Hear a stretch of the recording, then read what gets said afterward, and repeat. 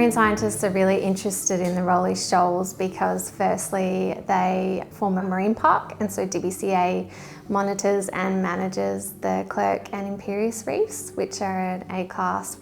reserve which was gazetted in 1990. They're super ecologically important with really high levels of biodiversity, and they're also geographically quite unique. And so researchers are really interested in using this area as sort of like a scientific reference area as they've experienced relatively less pressures compared to many other reef systems around the world. Yeah, we were really interested in going out to the Rowley Shoals because we have triennial monitoring that goes on out there. And so a recent trip that we did last year in October was focused on monitoring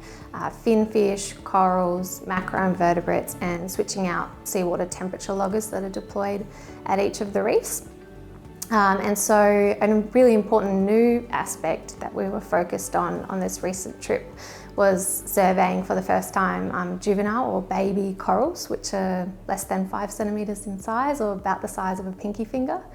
And we were really interested in doing this because these new juvenile corals are the new cohort coming onto the reef and can be a really important piece of the puzzle for understanding recovery after disturbances. At the moment, one of the biggest pressures has actually been the recent surge in illegal fishing, and that was another reason why we wanted to do this trip. We worked in collaboration with the regional Broome district to go out there and do a research project looking at sea cucumbers and changes in shark numbers as well. This was really important because both sea cucumbers and shark fins are a high value, in demand delicacy around the world, and so this makes them a target for illegal fishing. And so we went out there, and what we wanted to do was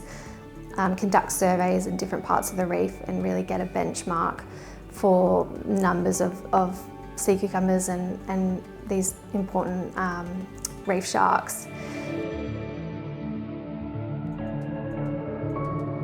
The coral reefs, I'm really passionate about them because they form the framework for the rest of the ecosystem. Together with the crustose coralline algae, which is like the glue of the reef, they build these incredible structures that are super important for, you know, all the fish and invertebrate life that grow there. Is super important, and some of the data that has been collected since the 1990s means that we have these coral monitoring programs that span decades, and the Rowley Shoals actually is one of the longest coral monitoring programs for the state. So we know so much about it compared to other areas, and the reef systems have been quite stable and have some of the highest coral cover of any of the reef systems